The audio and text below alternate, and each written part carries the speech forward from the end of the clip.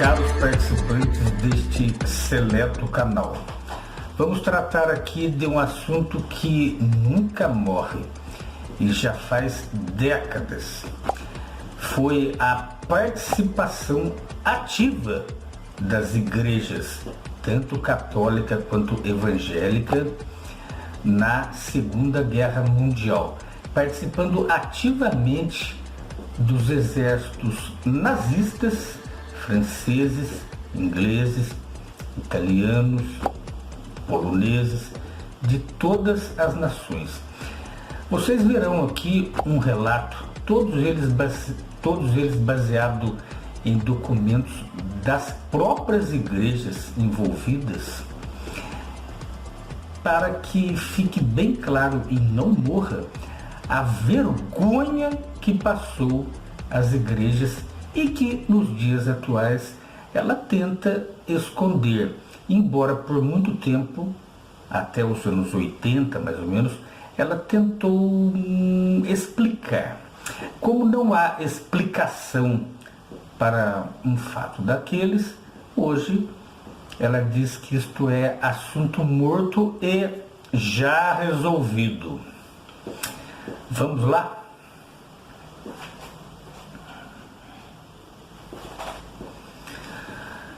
O Papa Pio XII e os nazistas. Um novo enfoque. Agiu certo em não falar abertamente? A controvérsia sobre o silêncio de Pio XII diante das atrocidades nazistas durante a Segunda Guerra Mundial persiste de forma intermitente já por 3 décadas. Os críticos afirmam que um protesto papal aos nazistas poderia ter salvo milhões de vidas. O Papa atual, conforme a data deste documento que tinha sido escrita, Paulo VI, porém insistiu que uma atitude de protesto em condenação ao nazismo não só teria sido fútil, mas também prejudicial. Ou seja, para a igreja, eles estavam vendo atrocidades, mas não poderiam falar nada. Mas não é só isso, a coisa vai ficar pior. Mas, por que levantar esse assunto de novo? Isso na época de Paulo VI. Não é apenas agitar uma questão morta? Não. O próprio Vaticano a manteve viva durante várias décadas. As autoridades até mesmo puseram de lado a sua política de esperar 50 anos para a publicação de documentos dos seus arquivos. Compreendem que, a menos que as pessoas entendam, os críticos possuem poderosíssimo argumento para ilustrar o fracasso moral da Igreja. Muitos membros sinceros da Igreja querem saber a resposta. Sabem que até mesmo o Papa Paulo VI estava muitíssimo envolvido nos assuntos. Lá naquele tempo, como auxiliar íntimo de Pio. Assim, uma comissão jesuíta publica documentos selecionados dos arquivos do Vaticano desde 1965. O último intitulado A Santa Sé e as Vítimas de Guerra. Saiu em abril de 1974. Fornece este documento quaisquer novos vislumbres de como a igreja agiu naquela época terrível? Veremos.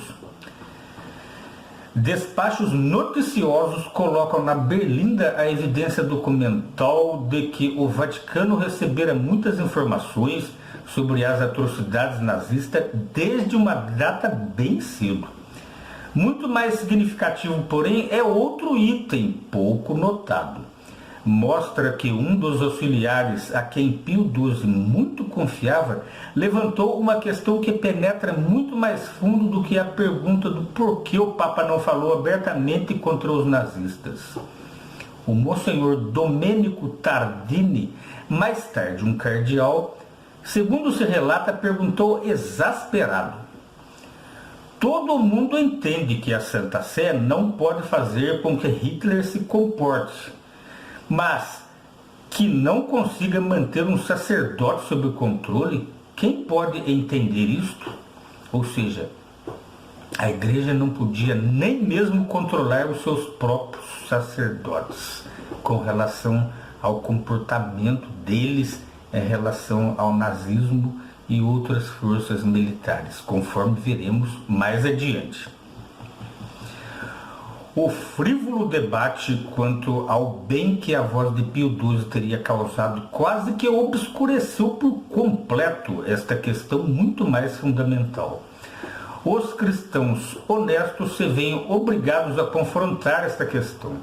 Como poderiam as atrocidades nazistas vir sequer a ser cometidas em primeiro lugar, se não fosse a cooperação do povo e de seus líderes espirituais? 95% dos alemães lá naquele tempo eram ou católicos ou protestantes. Quase 32 milhões, mais de 40% eram católicos. Bem como quase toda a população dos aliados europeus da Alemanha, a Áustria e a Itália. Mesmo entre as temidas SS ou Schutzstaffel, aqueles soldados que cometiam atrocidades, quase um quarto ainda eram católicos em 1939, quando a guerra começou. Apesar das pressões da liderança das SS para que desistissem disso. O próprio Pio XII expõe essa mesma questão numa carta particular recentemente publicada ao sacerdote que provocou o exaspero do Monsenhor Tardini. Como presidente, o sacerdote Józef Tiso dominava o protetorado nazista da Eslováquia durante toda a guerra, 1939 a 1945. Pio escreveu a este Monsenhor Tiso que ele esperava que o governo e o povo eslovacos, quase que inteiramente católicos, jamais executassem a remoção à força de pessoas que pertenciam à raça judaica. E o fato de que tais medidas são executadas entre um povo de grandes tradições católicas por um governo que declara que é seu seguidor e depositário, o angustiava grandemente. A carta é de 7 de abril de 1943. Mas, como podia qualquer forma de cooperação com o programa nazista de extermínio racial chegar sequer a ser considerado entre um povo que o próprio Papa disse ser quase que inteiramente católico e de grandes tradições católicas? Por certo, os ensinamentos morais da Igreja tornariam inimaginável que o Monsenhor Tiso e seu rebanho tivessem qualquer parte no genocídio. A história mostra se tiveram ou não parte nisso. Os membros de coração honesto da Igreja certamente desejam uma explicação de tal conduta, bem como das outras chamadas nações cristãs envolvidas com os nazistas. O próprio cardeal Eugene Tisserand, do Vaticano, fornece uma razão. Com o candor e franqueza de uma carta particular a um amigo, ele diz: depois da queda da França em 1940, escreveu queixando-se ao cardeal Surard de Paris que a ideologia fascista e o hitlerismo transformaram as consciências dos jovens e os com menos de 30 anos dispõem-se a cometer qualquer crime para qualquer propósito ordenado por seu líder. Mas como poderiam essas consciências treinadas pela Igreja ser tão facilmente transformadas? Afinal de contas, Hitler só estava operando sobre elas por cerca de 7 anos, ao passo que a Igreja estava treinando seu rebanho, segundo ela, por bem mais de 1000 anos. Por certo, o Papa Pio poderia fazer algo quanto a esta invasão nazista do território tradicional da Igreja, segundo ela considera assim, a consciência humana. Mas lamenta o cardeal Tisserand. Desde o início de novembro, tenho solicitado com persistência à Santa Sé que proclame uma encíclica sobre o dever do indivíduo de obedecer aos ditames da consciência, porque este é o ponto vital do cristianismo. No entanto, a história não revela nenhuma declaração papal durante a guerra sobre este ponto vital do cristianismo.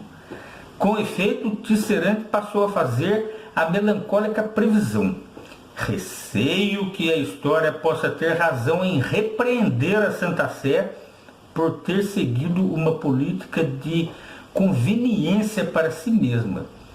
E muito pouco além disso. Isto é extremamente triste. Sem dúvida, a política do cuidado diplomático do Papa ao lidar com os nazistas devera assegurou a conveniência da sobrevivência do Vaticano e da Igreja. O próprio Pio aconselhou os bispos alemães que o perigo de represálias e pressões, ou algo pior ainda, exigiam que eles conter-se em seus pronunciamentos, a fim de evitar maiores males. Este é um dos motivos, escreveu ele, para as limitações que impôs às suas próprias declarações. 30 de abril de 1943. Esta explicação nos ajuda a entender por que Pio se conduziu tão cuidadosamente, mas deixa inexplicado o seguinte: por que ministros, sacerdotes e seus rebanhos se dispuseram a testemunhar, cooperar ou, na realidade, em cometer as atrocidades nazistas quase que até o último deles? O que aconteceu com suas consciências? A resposta tem de residir no treinamento recebido por tais consciências. Como um católico leal, por exemplo, deveria entender a carta pastoral do próprio Pio XII, de 8 de dezembro de 1939, chamada Asperis Commoti Anxiestatibus, dirigida aos capelões nos vários exércitos das nações em guerra. Mais de 500 deles servindo no exército de Hitler. Estou com os capelões de ambos os lados que tivessem confiança em seus respectivos bispos militares, considerando a guerra qual manifestação da vontade de um Pai Celeste, que sempre transforma o mal em bem, e como combatentes sobre as bandeiras do seu país e de seus respectivos líderes políticos, lutem também pela Igreja. Ou seja, para o Papa, a guerra, naquele momento, era uma vontade de Deus e não da vontade de homens ambiciosos. Esta contradição desconcertante é novamente demonstrada pelas cartas do Papa aos bispos em ambos os lados.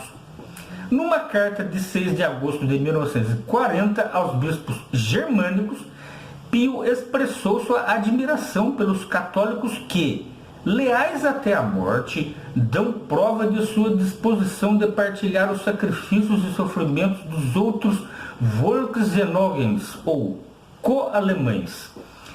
Todavia, apenas 9 meses antes, o Papa dirigira similar mensagem aos bispos franceses, aconselhando-os de que tinham direito de apoiar todas as medidas para defender seu país contra esses mesmos católicos alemães leais, para os quais ele havia escrito meses depois. Os metropolistas da Igreja italiana receberam conselhos similares pouco antes de a Itália juntar-se à guerra contra os aliados, para o qual o Papa dirigiu cartas encorajando-os a lutarem.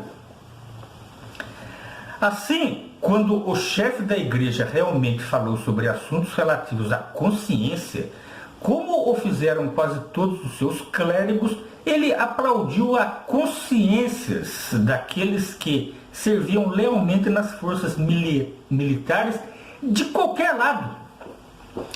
Ele aplaudiu as consciências daqueles que serviam lealmente nas forças militares de qualquer tipo.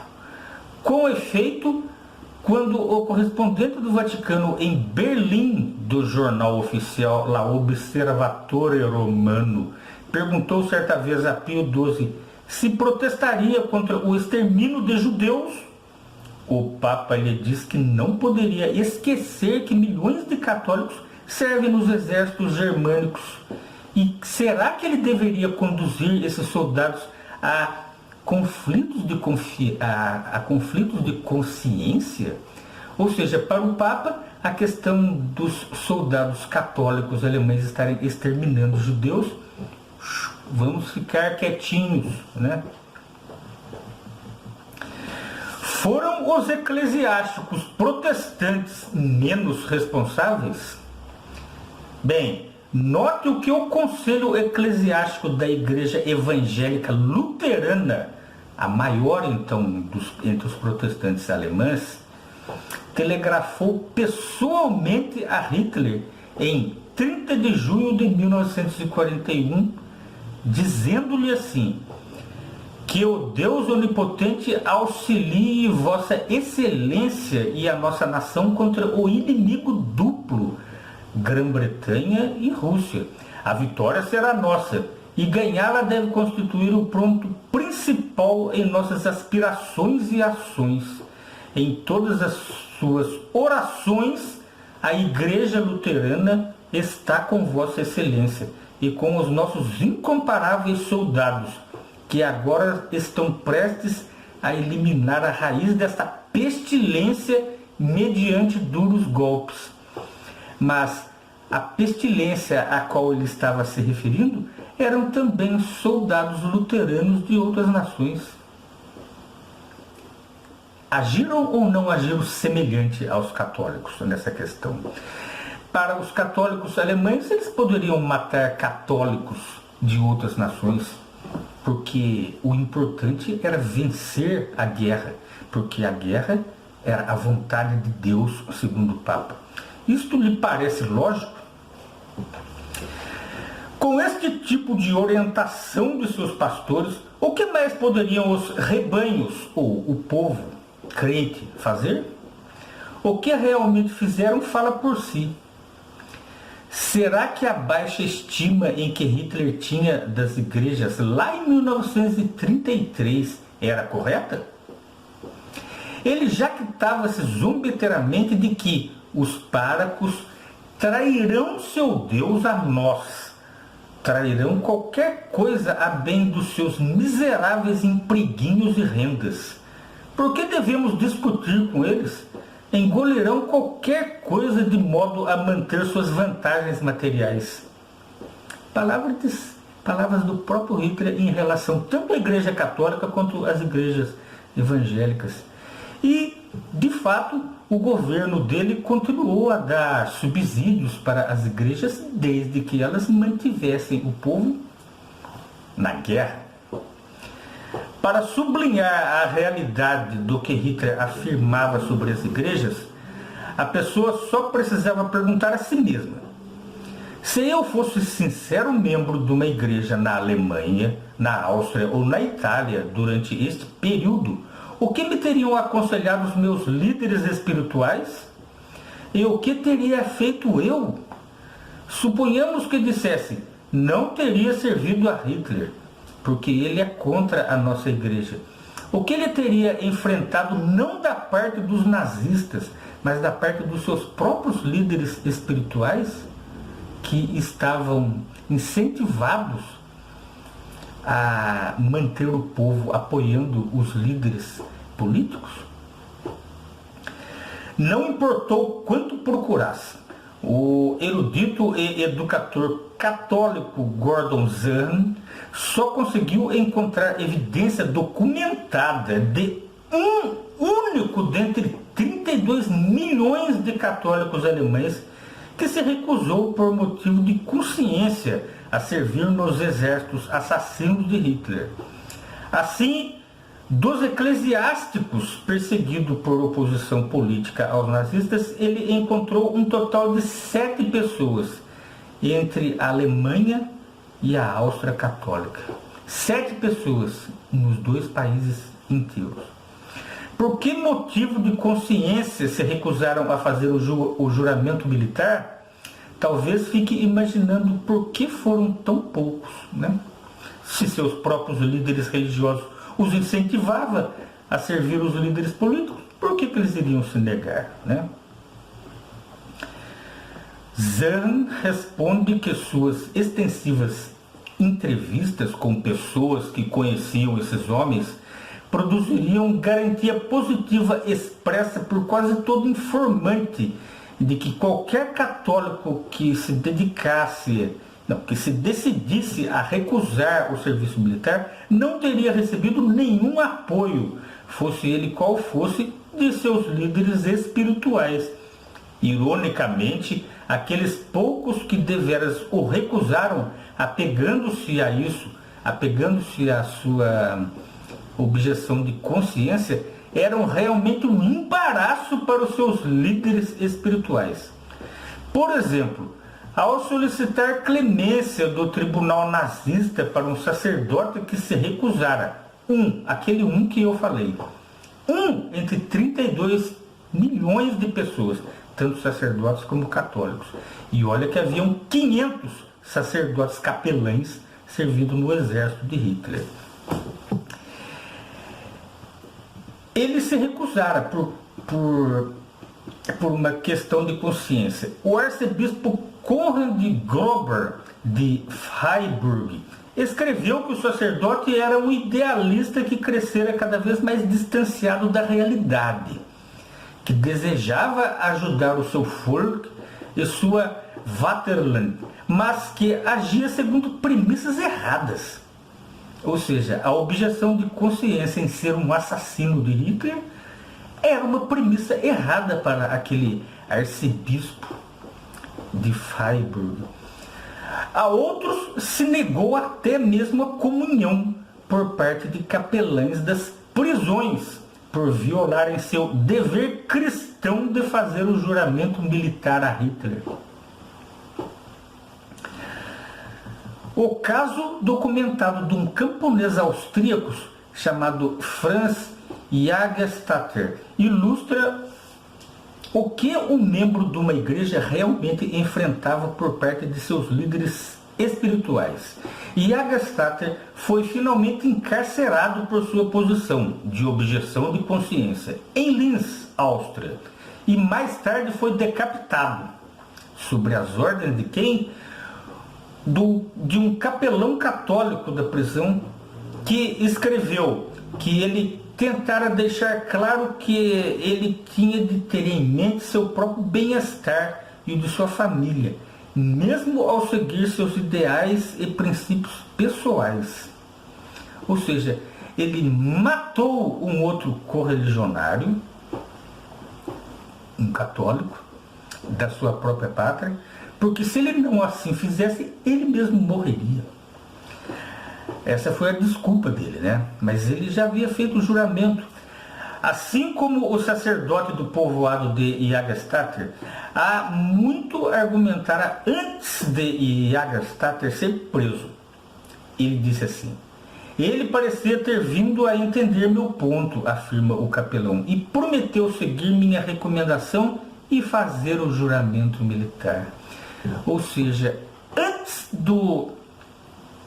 daquele sacerdote ser decapitado, ele havia prometido seguir a orientação do seu bispo, do seu chefe espiritual, de fazer o juramento a Hitler, lá na Áustria. Vinha este conselho do nazista? Não. Vinha de um sacerdote que permaneceu em boa posição por muito tempo depois da guerra. Mas esta não era a única pressão por parte dos líderes espirituais. O bispo Fliesser, da mesma diocese de Linz, revela que ele também conhecera pessoalmente Jägerstätter e argumentara em vão que Jägerstätter não era responsável pelas ações da autoridade civil nazista.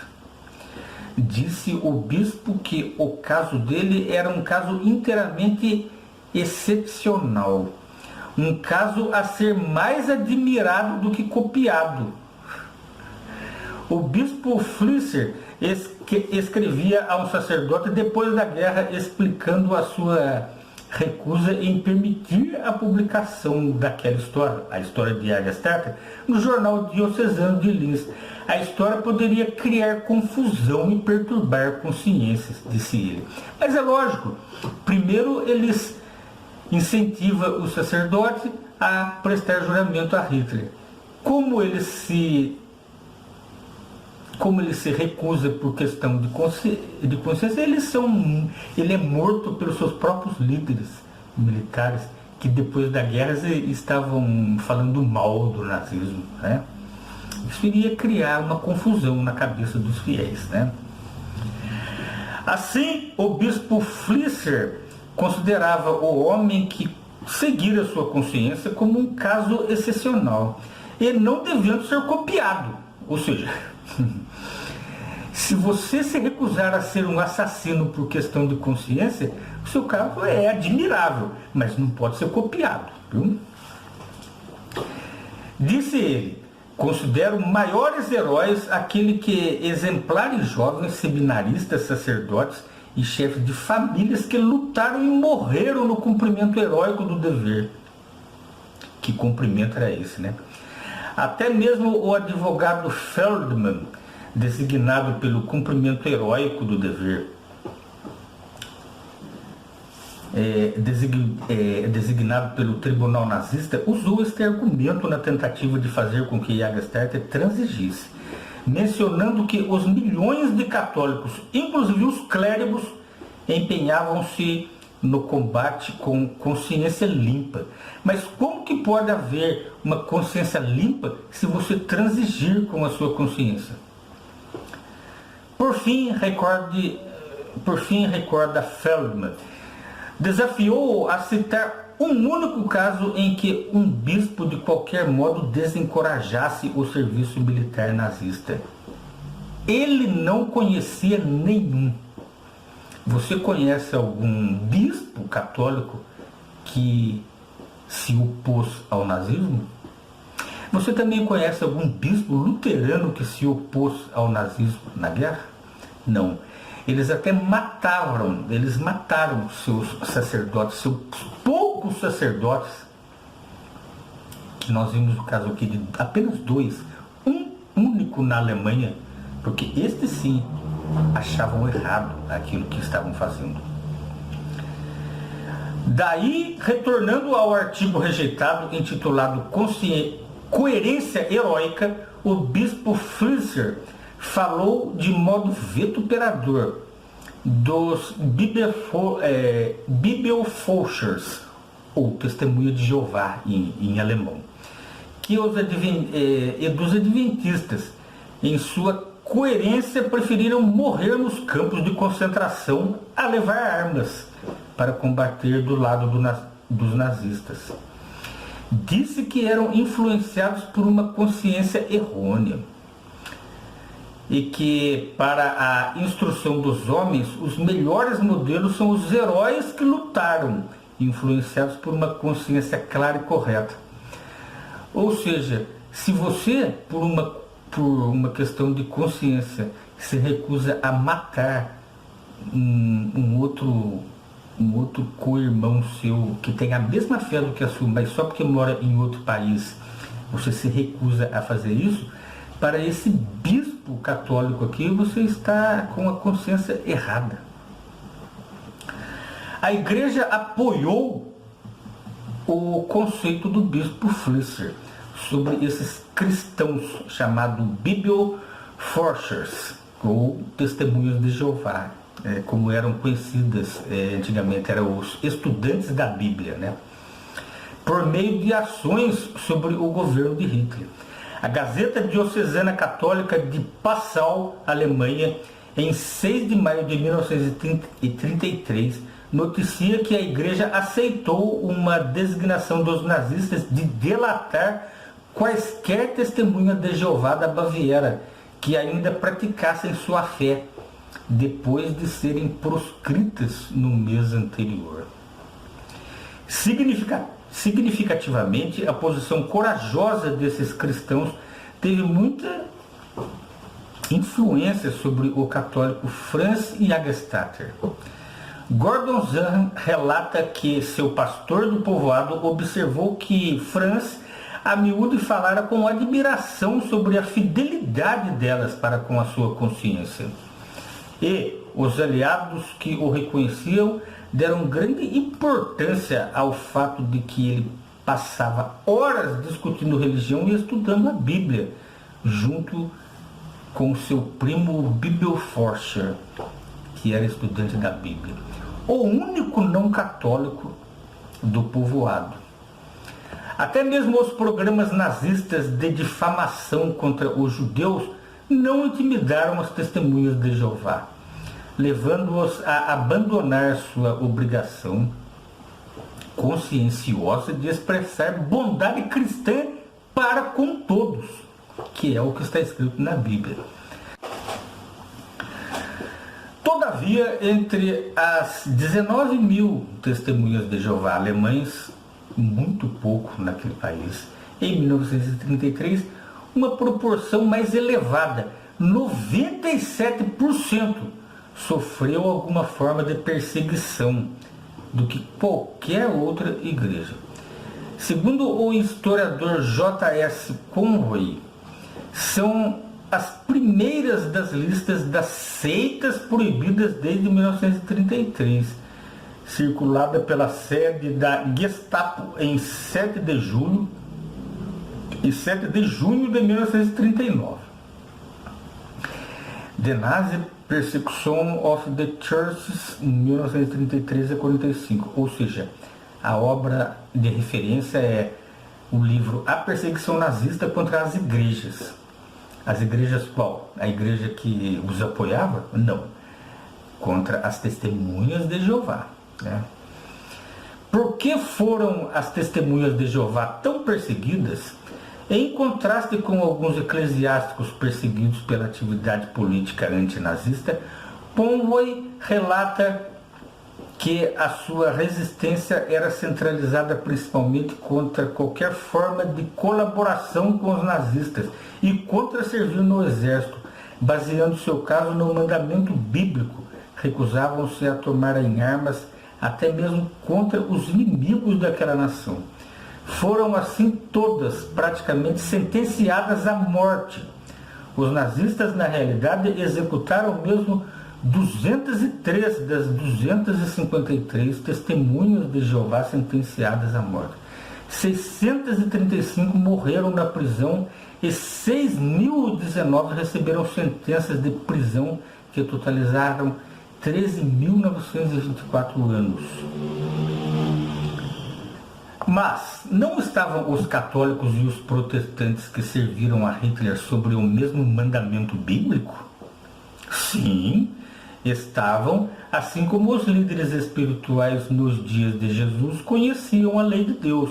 Todavia, Jesus se admirou, dizendo: quão engenhosamente contornais o mandamento de Deus a fim de preservar vossas próprias tradições? Pode observar por si mesmo quão engenhosamente os odiernos líderes religiosos contornam o mandamento de Deus por examinar a New Catholic Encyclopedia sobre o verbete pacifismo. Ali, entre outras coisas, esta enciclopédia assevera: nem existe qualquer contradição intrínseca entre uma guerra justa e a ordem de Cristo, para que amemos nossos inimigos. Uma guerra justa expressa ódio ao mal, ao invés de ao malfeitor. os católicos certamente estão livres para formar sua própria opinião quanto a se as suas condições exigidas para a justificação são prováveis de ser satisfeitas em qualquer guerra futura. Ou seja, para a Igreja Católica, não é errado você participar de guerra e matar pessoas, mesmo que sejam seus concrentes, porque julga ser uma guerra justa. E você matando aquelas pessoas, você não estará a odiando. Lhe parece isso lógico? Como é que esse raciocínio engenhoso é desenvolvido na prática? Bem, quantas guerras pode encontrar na história envolvendo populações católicas ou protestantes? Por qualquer causa que deixaram de satisfazer as condições exigidas para sua justificação, de modo que o rebanho se recusasse a lutar pelos seus amos políticos. Se as igrejas encarassem as mesmas circunstâncias hoje como encararam sobre os nazistas, creio honestamente que agiriam de modo diferente? Podem os católicos europeus e estadunidenses, para exemplificar, sentir-se seguros de crer que os milhões de católicos poloneses, húngaros e tchecos não atacariam seus irmãos na fé caso haja um confronto entre o leste e o oeste? Ou o conceito mais realista é o expresso na revista católica St. Anthony Messenger, ou Mensageiro de Santo Antônio, de que os sacerdotes e os ministros geralmente transmitem a impressão de que abençoarão qualquer guerra ou aventura que os líderes de Estado políticos decidam lançar-se. Todavia, Cristo Jesus, cujos discípulos eles afirmam ser discípulos de Jesus com isso, viu? Forneceu a seguinte regra ao discipulado cristão: nisto precisamente todos reconhecerão que sois meus discípulos, se tiverdes amor uns pelos outros. Também disse a um discípulo que procurava defendê-lo pela força, no caso Pedro, né? Certamente por causa justa, né? Guarda tua espada na bainha, pois todos os que pegarem da espada morrerão pela espada. Como que a Igreja Católica consegue justificar a guerra contradizendo esses documentos e ainda dizendo-se baseada neles? Assim, se lhe pedissem que identificasse aqueles que são verdadeiramente dignos de levar o nome de cristãos hoje, usando as diretrizes fornecidas pelo próprio Jesus, poderia honestamente selecionar qualquer das igrejas da cristandade? Quem tem na realidade demonstrado o sinal identificador do verdadeiro amor estabelecido pelo próprio Cristo em não participar de guerras em hipótese nenhuma e inclusive até sofrer por causa disso? Quem é que não ama por palavras, nem com a língua, mas por obras e em verdade? A evidência histórica fala por si. As pessoas honestas pensarão nisso. Muitos tiram proveito agora da ajuda que essas pessoas que sofreram lá e que já foram mencionadas neste discurso aqui, oferecem livremente a você para ajudá-los a desenvolver uma consciência cristã treinada pela Bíblia, não pelos seus líderes religiosos, para que não falhe na hora da prova, porque a tentação de participar de uma guerra instada pelos seus próprios líderes espirituais é uma tentação demoníaca. Muito obrigado.